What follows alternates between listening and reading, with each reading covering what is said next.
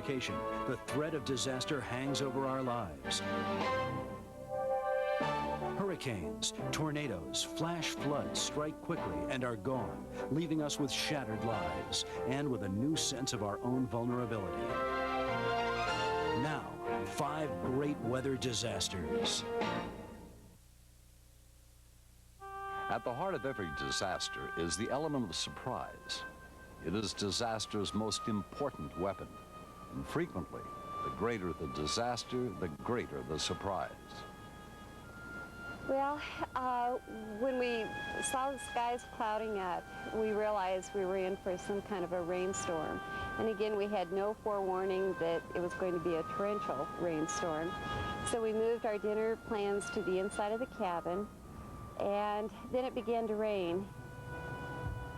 I'd never seen it rain like that before.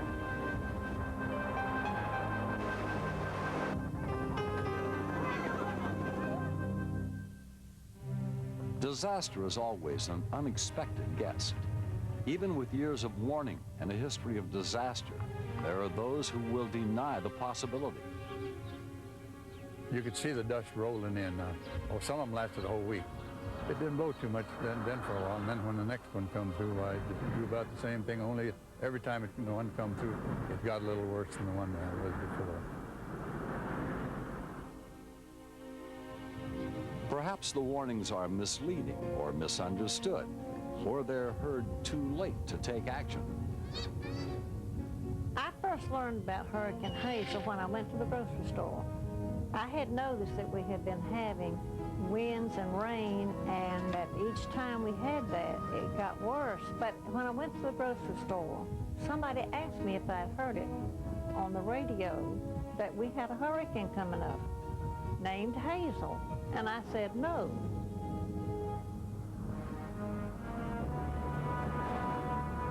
Today, we have the technology and understanding to predict hurricanes, blizzards, tornadoes, flash floods.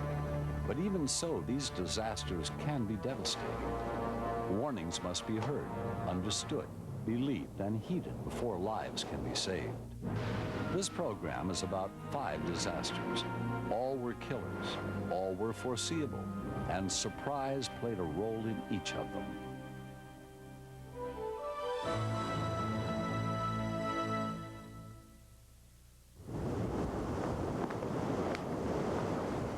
Atlantic hurricanes come in cycles. For decades, there may be very few, or they may all hit the Gulf Coast states. Then there'll be decades of great activity and huge storms, and they may all hit the Atlantic coast. So someone who's lived on the coast for years may have seen only the benign side of the cycle. When the killer side finally shows itself, residents are in for an ugly surprise. Well, during the whole decade of the 50s, we had this cycle where most hurricanes that affected the United States affected somewhere on the East Coast. And this is actually the only decade, you might say, of the whole 20th century where it has been that marked. We had 3 major hurricanes that year. In addition to Hazel, in 1954, we had Edna and Carol. And then in 1955, we had the twin hurricanes there that we hear a lot about, Connie and Diane, that did a lot of flooding in the Carolinas. Well, Hazel was a very devastating storm. We had not really seen anything like it in North Carolina, I don't think, before we had Hurricane Hugo anyway in 1989. And it was very devastating in that it took just about everything off the beaches of North Carolina and even a bit of South Carolina. There was a stretch of 170 miles, for example, where every pier was demolished. And in that same area, just about every beachfront house was destroyed. Hurricane Hazel developed just east of the Windward Islands on October 5th, 1954.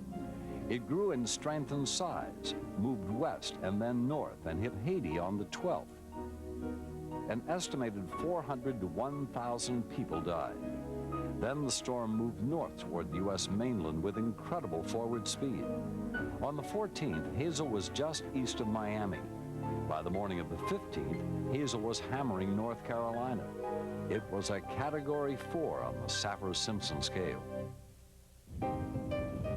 Leela Piggott lived in this house in Southport, North Carolina in 1954, right across the street from the yacht basin.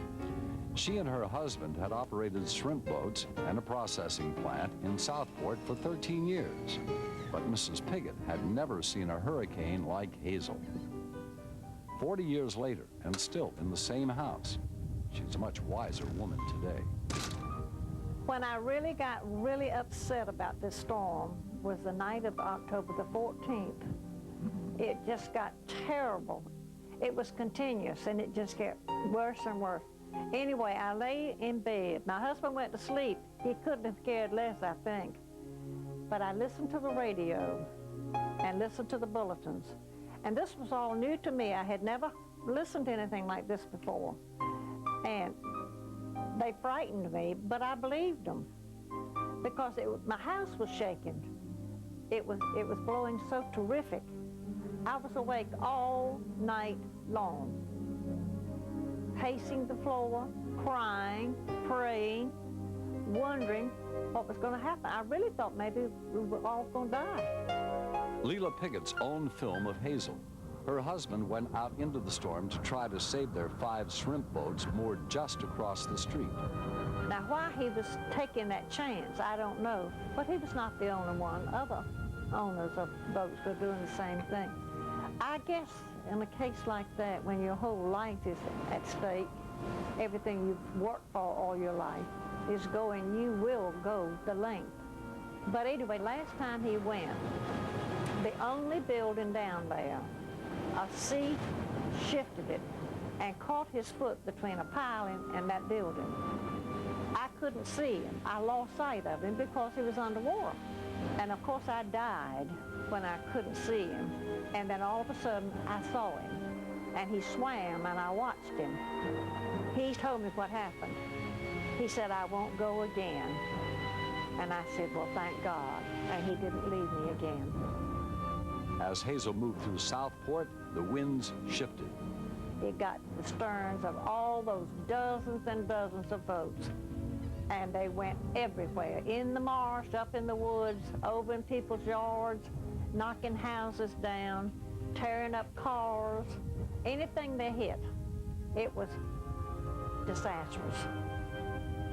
Back in the 50s, a lot of the shrimpers and fishermen that time, they didn't have a lot of wealth. They didn't have insurance, for example, on their equipment or their boats. And many of them lost their livelihoods with Hurricane Hazel. Many of their boats were wrecked. A lot of the fishing piers, docks, packing houses, and so forth were just completely trashed by the storm surge that swept up the coast. Jay Barnes is director of the North Carolina Aquarium and author of North Carolina's Hurricanes. Well, most of the damage was focused on the Brunswick County beaches, where we had, again, about a 17, 18-foot storm surge. And many of those beaches were just completely swept clean. The cottages that were built there, most of them were not built up on pilings like they are today. The sand dunes were leveled, and many people who went back to find their cottages after the storm were surprised that there was nothing left but just a clean, empty beach. I do think that the geography of North Carolina puts us at great risk for hurricanes. Our coastline extends out into the Atlantic, particularly the Outer Banks. We have very large sounds, Pamlico Sound and Albemarle Sound and others that back up these barrier islands. And just a tremendous amount of exposure that our state faces puts us at risk for future hurricanes as well. Hurricane Hazel packs a wallop all the way to Canada. The rest of Hazel's story after this.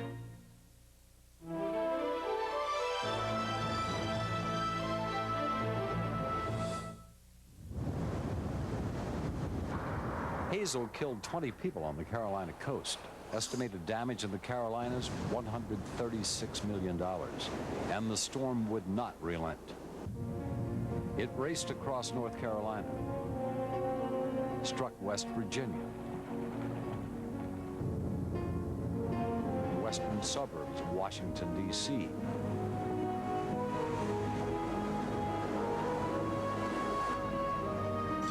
then spun across Pennsylvania and New York and crashed into Ontario. I'm sure they were astonished, and I don't think anybody was prepared for the speed of movement of this hurricane. Now, a lot of times late in the season, we see that hurricanes do move pretty fast when they turn toward the north.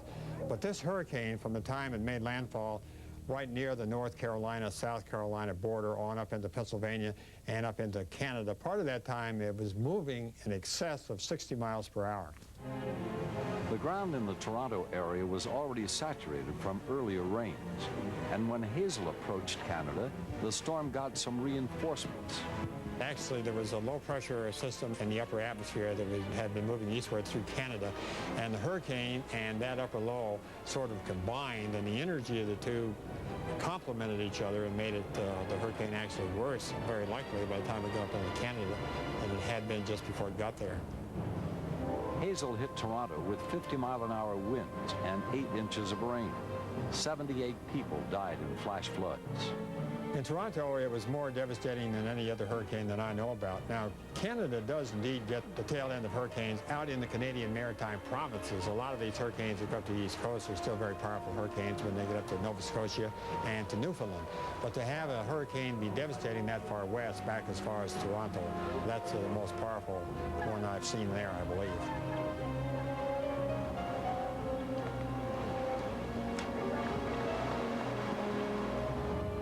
Hurricane Hazel was full of surprises. In 24 hours, it went from a Category 2 off the coast of Miami to a Category 4 in North Carolina. It tore through the United States at 60 miles per hour, dumped 10 inches of rain in parts of the Appalachians, and then hit an unsuspecting population in Toronto with the strongest hurricane they're ever likely to experience. In Southport, North Carolina, they're still talking about it. And I really didn't know whether this house was going to stand the storm or not. I didn't know in what any minute the whole house would blow away. And of course, I thought of the fact that we may lose everything. But I was sitting here in all this anguish, seeing my entire life change. But it's something I will never forget. Nobody that was here that day and night will ever forget that storm. It was a nightmare.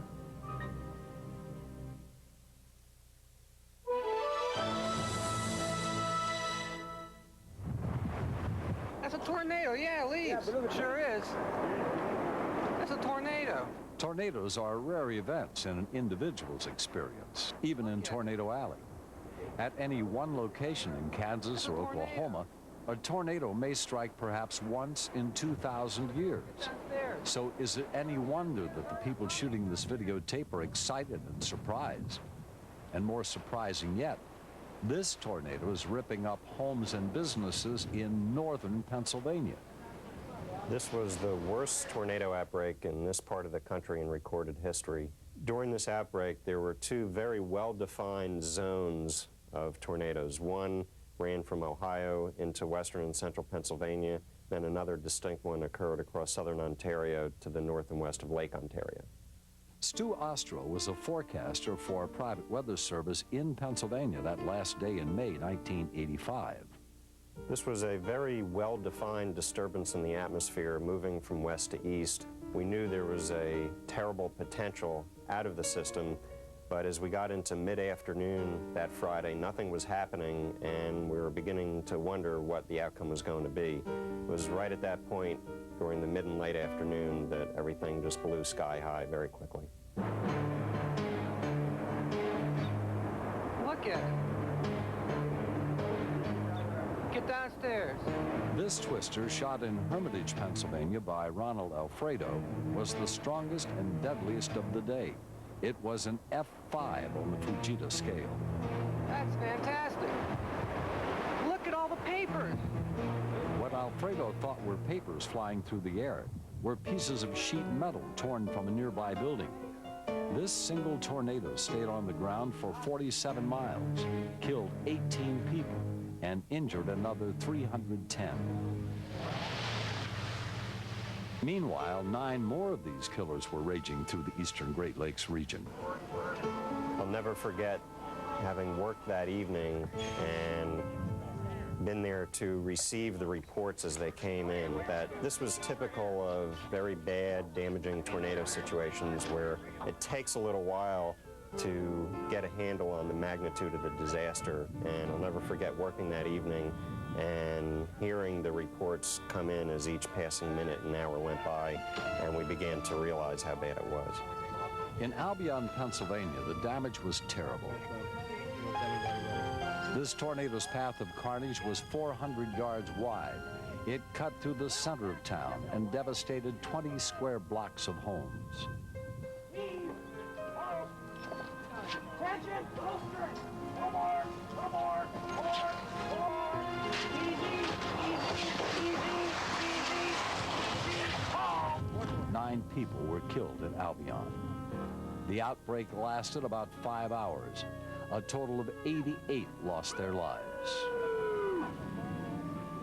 Even though this was before the implementation of the current generation of Doppler weather radars, this was a very well forecast event, and given that the tornadoes were on the ground for quite a long while, very effective warnings were able to be issued for communities in their paths. But an F5 tornado is a killer. It destroys everything in its path. Unless you're underground when it hits, you are not likely to survive.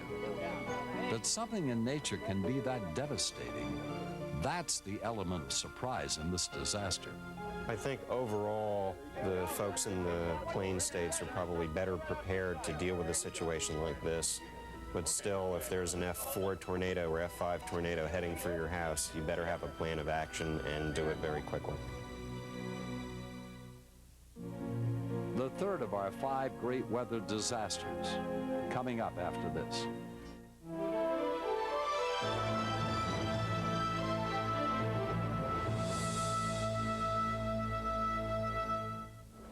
July 31st, 1976.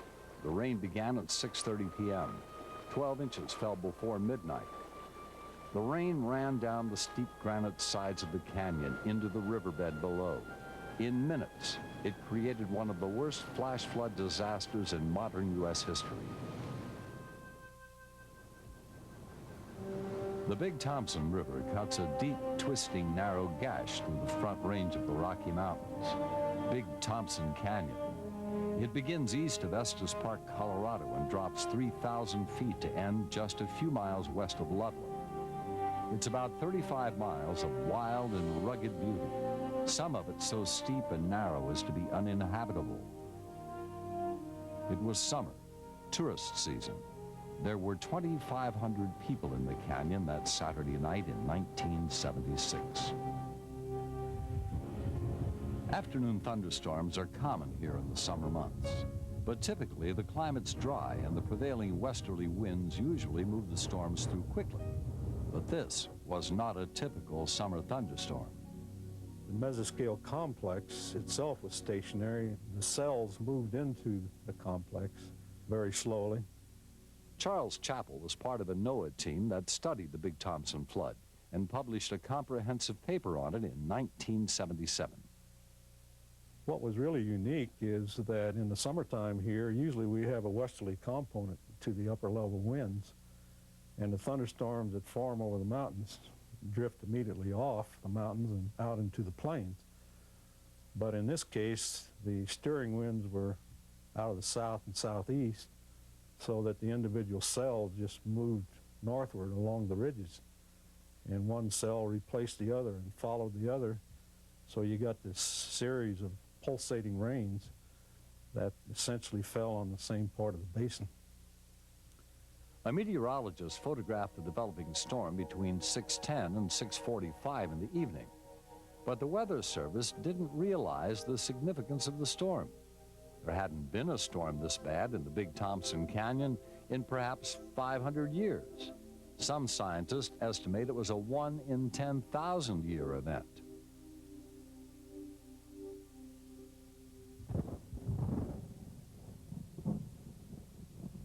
Deborah Watt's family planned to spend the weekend of July 31st at a relative's cabin in Big Thompson Canyon. They loved the cabin, a cozy A-frame nestled on the bank of the Big Thompson River. Husband Gary could relax and fish with 3-year-old Aaron and 7-year-old Cindy. Deborah could recuperate from the birth of their 3-week-old son, Sean. Deborah has written a book about her experience in the flood. I was wanting and I was needing to just get away just for some rest and relaxation, but I just had a real eerie feeling about coming up the canyon. It was kind of a fearful feeling that I had, like something was going to happen. Didn't know what, but it was just very uncomfortable for me. When we saw the skies clouding up, we realized we were in for some kind of a rainstorm. And again, we had no forewarning that it was going to be a torrential rainstorm. So we moved our dinner plans to the inside of the cabin, and then it began to rain. Within minutes, the rain poured down the sides of the canyon, and without warning, the river became a roaring torrent. Deborah Watts and her family were trapped in their cabin. Glass doors burst, and the room was filled with rushing water and debris. Deborah's arm was cut to the bone. And then it was just probably not more than 5 minutes more that I remember glancing up, and the peak of the cabin still had the glass intact. And all of a sudden, I saw this wall of water coming towards the cabin. It was about 15, 16 feet high. And the water came, of course, towards the cabin, and the glass just exploded on impact. And then what I remember is the beams that, of course, supported the house just kind of twisted like licorice, and within seconds, the entire house caved in on top of us. The floor went out beneath us, and we were all a part of the current going down the river. The only family member that I was aware of was my 3.5-year-old son, Aaron, and I was trying to grab for him with my arm, the arm that had been cut, and he was reaching towards me, trying to grab my hand, and he was washed down the stream with the rest of the house.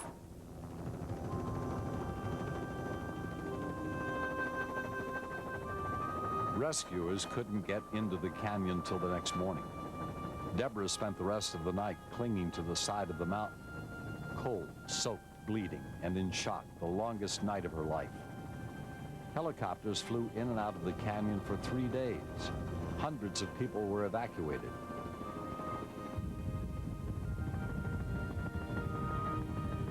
Rescue workers found the bodies of 139 people during the next few weeks. Another 6 are missing to this day. The force of the flood ripped up Highway 34. Boulders as large as 10 feet in diameter were pushed downstream. The flood splintered and smashed cars, houses, campers, businesses. Deborah's husband, Gary, daughter Cindy, and baby Sean survived the night on the mountain. 3-year-old Aaron's body was found several weeks later, 20 miles downstream. The measured discharge in the Big Thompson River that day, or that evening, was about 5 times that ever recorded prior to that night. So it was a monumental event, to say the least.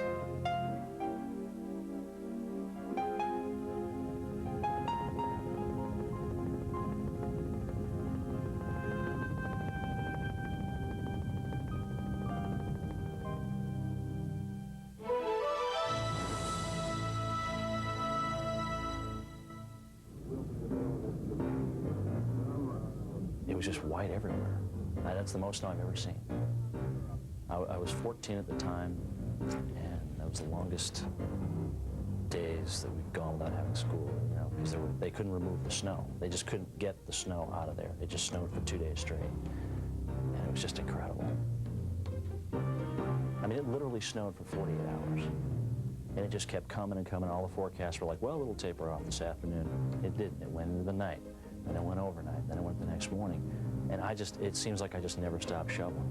I made a small fortune during the blizzard of '78. The Weather Channel's Jim Cantori was raised in Vermont.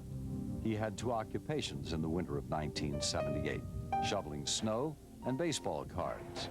The proceeds from his shoveling enterprise during the blizzard bought the whole 1978 Yankee team. You know, you're talking snowfall rates of 2 to 3 inches an hour. And to see snow pile up that quickly and to catch people off guard was pretty amazing.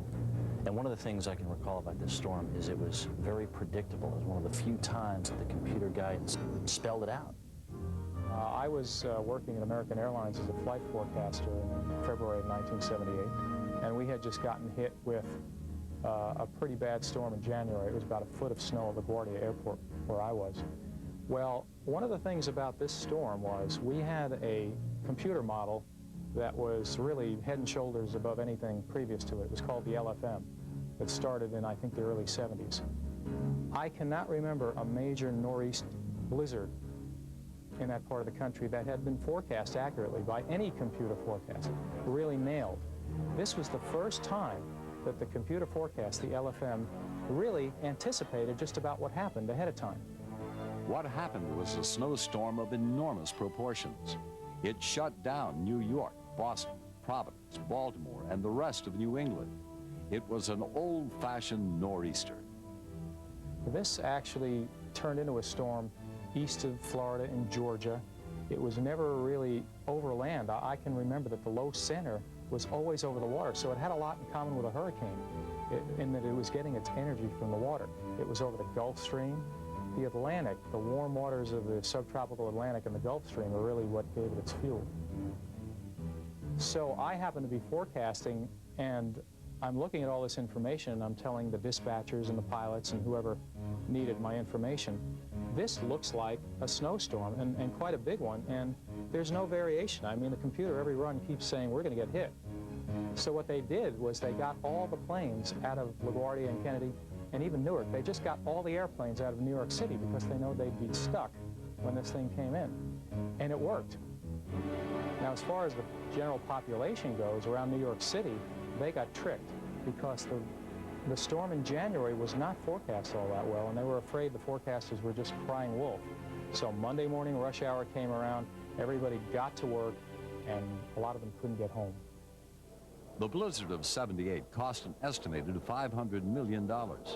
Authorities say the storm killed 75 people.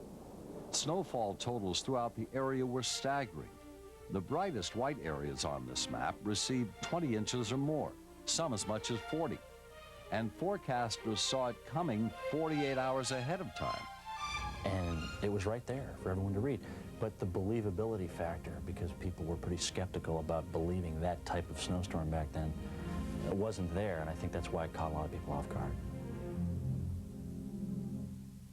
Even a decade-long disaster can catch us off guard. The Dust Bowl is next after this.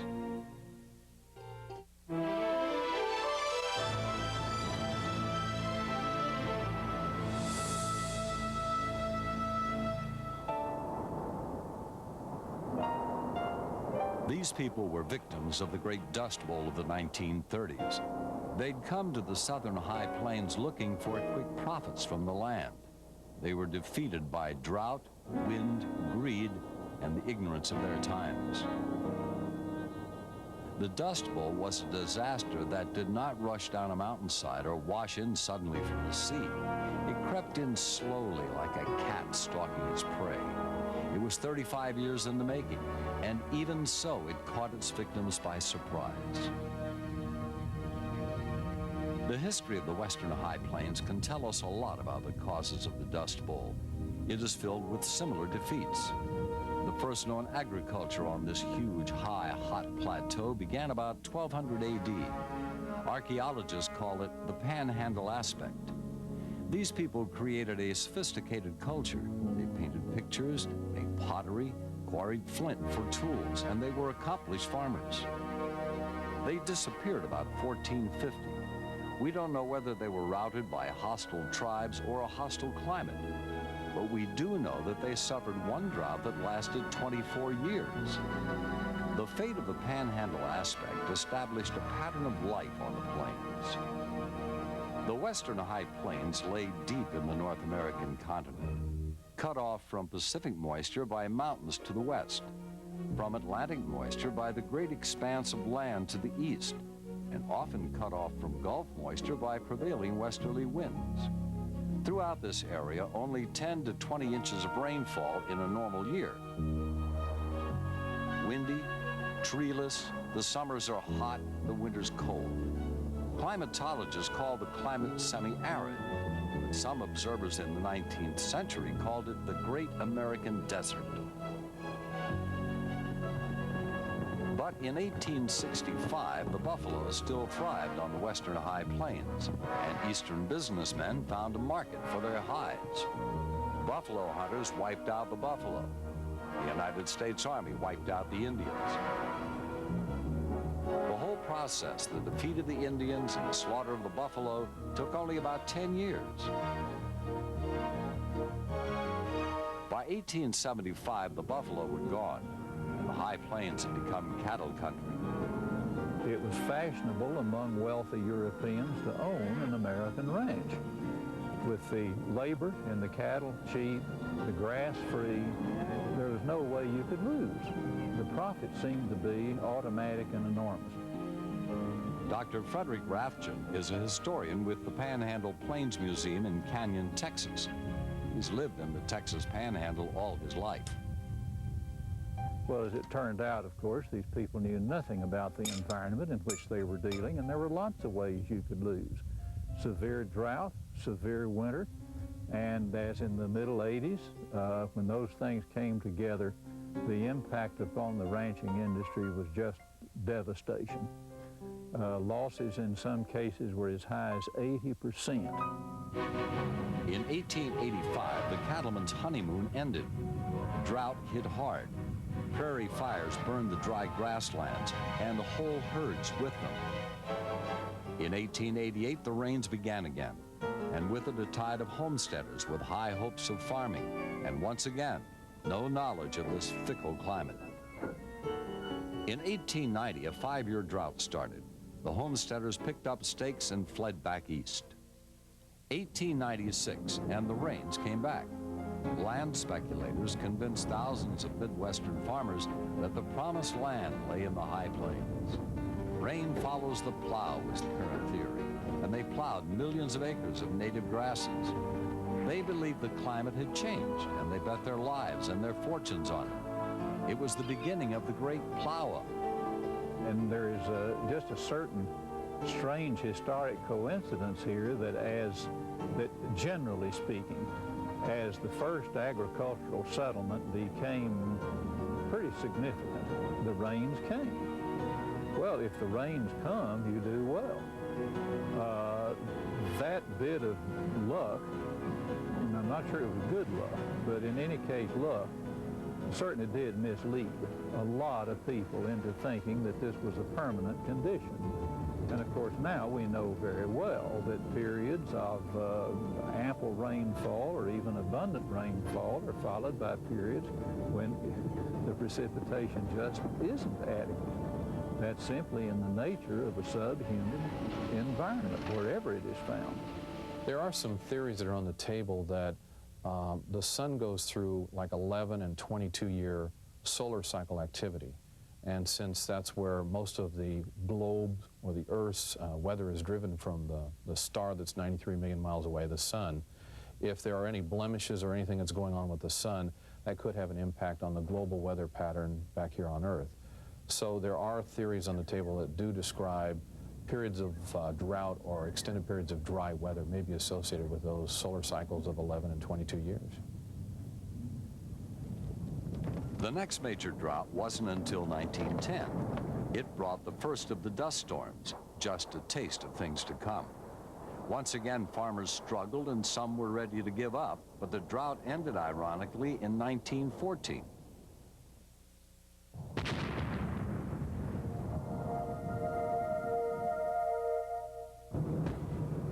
The rains returned, and World War I began, and the demand for wheat was overwhelming. European farmers were out of business for the war's duration, and it was America's duty to be the world's breadbasket. And in that same year, manufacturers came up with a practical tractor for small farmers. It was man and machine against nature.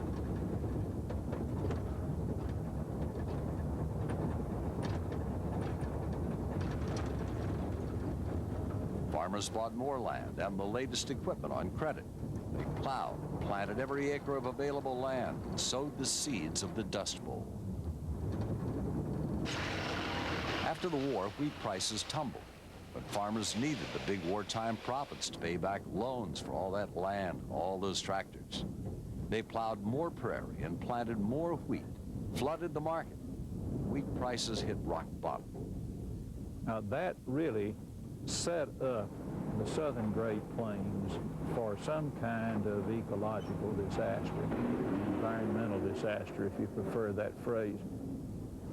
Much of the promotion of the country, I should go back and say, was honest. It was not all hype, but much of it was.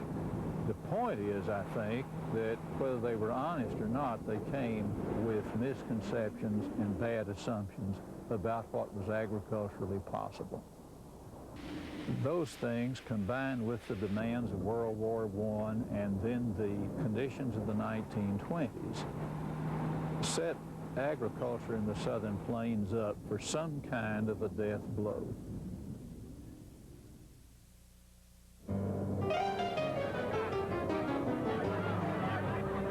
The stock market crashed in 1929. Farmers on the southern plains were already in trouble. They'd been in a depression since 1920. When the rest of the country went broke, many people couldn't afford a loaf of bread made with wheat grown on the plains. The price of wheat wouldn't make the mortgage payment on the farm and equipment, but at least there was still rain. Until the spring of '32. A late freeze, hailstorms, cutworms damaged the winter wheat. Then drought. Huge farm operators went bankrupt. Small farmers plowed still more grassland, hoping to make up for shortfalls by planting even more acreage with wheat. Rain near Amarillo was hailed as a drought breaker in 1933. It was less than half an inch. The drought continued. Dust from Colorado to the Atlantic Ocean after this. 1934. It had been another dry winter, and the usual spring winds kicked up. But this season, the earth was tired, worked out, plowed up, and vulnerable. Whole fields and farms in western Kansas and Colorado began to move.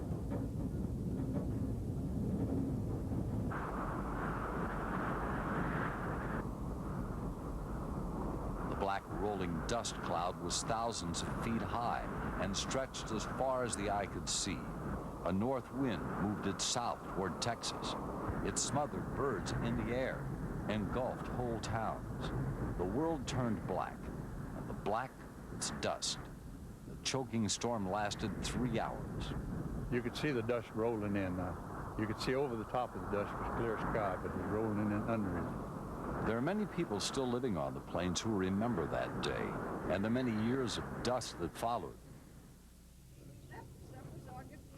John and Edna Wick live on their farm near Umbarger, Texas. They were youngsters during the 30s, but they remember the Dust Bowl well.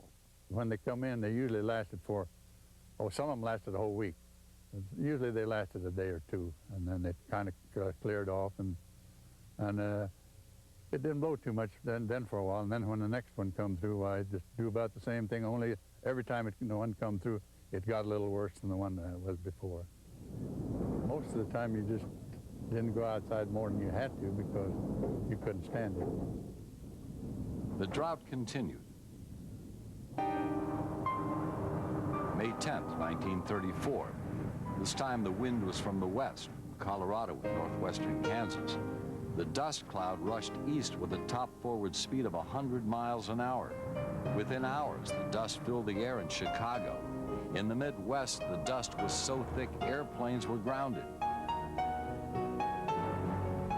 2 days later, the dust reached the East Coast and shut out the sun for 5 hours in New York and Washington. The storm swept 350 million tons of topsoil from eastern Colorado to the Atlantic Ocean. Millions of acres of farmland were destroyed. People thought the world was coming to an end, and for some, it was. Drought continued. Basically, the weather pattern that sets up in the summertime months probably best represent what's going on that may establish a drought for a long period of time. And that's a big dome of high pressure, downward motion, which is not conducive for development of clouds and eventually precipitation. The Earth's atmosphere works on a cycle, the water cycle. Evaporation from what's on the ground up into the atmosphere. That condenses into clouds and eventually forms precipitation, comes back down towards Earth. Well, if you take out any one of those ingredients, then you've started the cycle of a dry pattern. So it kind of perpetuates itself. If you have hot, dry weather, any vegetation that might lead to bring some of that moisture back up into the atmosphere, if that's absent, then you end up kind of cutting off a little bit of the water cycle there. Then because you don't have precipitation, the plant life, the vegetation continues to disappear, and eventually you don't have anything to put up into the air, and you don't have anything coming out of the air from the clouds. So the end result is you kind of perpetuate the system once it gets started. But this drought was different. The suffocating dust storms were something new to the plains. The difference was the plow. The only one that was used at first was the disc plow, the one-way plow, because with the old disc plow, it just powdered the top of that ground to where it just blow every time a little breeze come up, it'd start blowing, and of course, the stronger the wind got, the higher it blowed. And then after they decided that wasn't going to work anymore, they invented the chisel plow, and it's the plow with the shanks on it and chisels that rips the bottom of the soil loose and throws the clods up on top to keep the sand from sifting across there.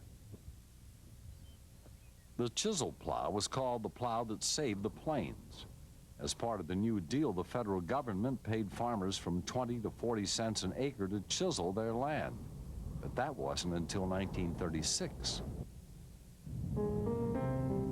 While the farmers fought the dust outside, their wives fought it in the farmhouses. Edna Wick remembers her stepmother's suffering. See, we lived in an adobe house at that time, but I felt so sorry for her in the Dust Bowl days when this dirt would come rolling in, and you would not believe the silt that was collected on the windows and then on the floors. The silt would come in under it and through the door frames. Pop would bring my dad would bring a grain scoop in, and we would try to sweep this up. Oh, it was horrible. Oh, Lord, why don't send us some rain? And I know, you know, everybody was praying for rain, but I guess it just had to get this storm out of the system. But it would go on for, it seemed like years and years.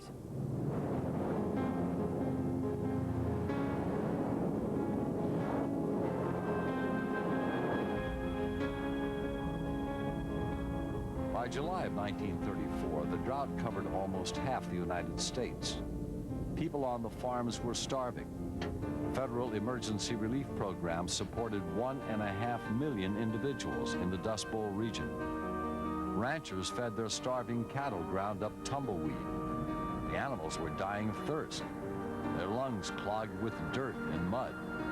Thousands had to be shot.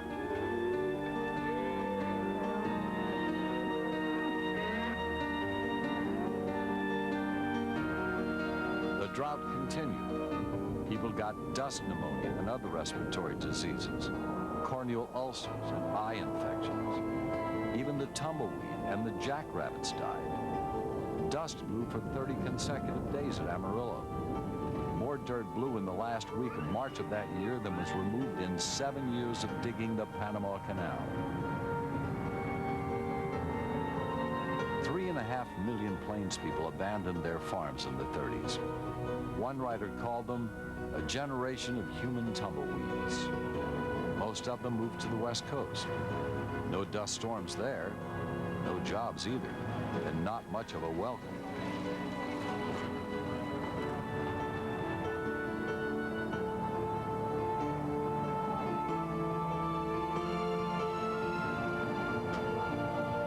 But some plainsmen figured out how to beat the dust and the drought. They grew feed crops and raised cattle and hogs. They didn't depend on wheat. Both Edna and John Wick's families stuck it out. Well, I really don't know for sure, but I would say that they were just too stubborn to get out of it. They were going to ride it out, and they did.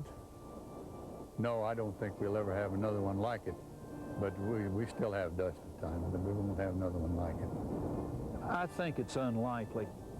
For example, the 5 years following 1951 were drier than any comparable period in the 1930s.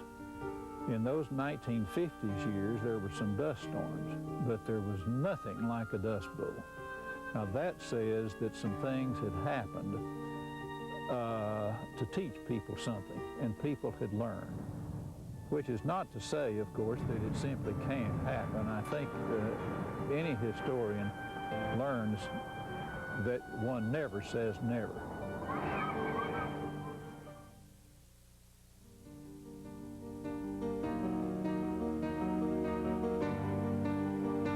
Five great weather disasters: a hurricane, a tornado outbreak, a flash flood, a blizzard, and a drought. All were foreseeable, yet all contained the element of surprise. No one chooses to be the victim of a disaster. No one believes he will be. Perhaps we think we can ride out the hurricane, outrun the tornado, swim through the flash flood, or if we destroy the land, just move on to another. Maybe the biggest surprise in the disaster is our own vulnerability.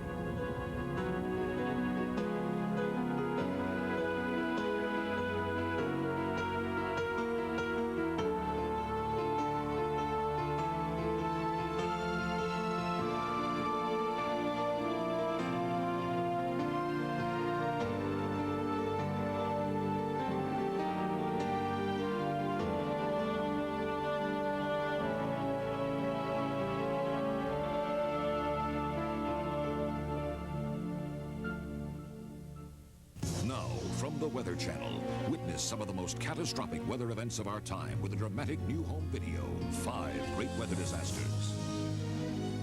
Hurricane Hazel, a Category 4 storm, cut a path of destruction from the Caribbean to Canada. The blizzard of 1978, pounding snow with hurricane force winds paralyzed the Northeast for days. The Big Thompson Canyon flood. Witness heroic rescue efforts from the worst flash flood disaster in modern U.S. history. The Dust Bowl. Severe drought and suffocating dust storms caused 3.5 million people to abandon their farmlands. The Pennsylvania Tornado Outbreak. 41 tornadoes in 5 deadly hours. Only the weather experts could give you this definitive home video with rare historical footage and eyewitness accounts of some of the most significant weather events of the century. To order 5 great weather disasters, call 1-800-626-9477 or send check or money order for $19.95 plus $3.95 shipping and handling to the address on your screen. Call now.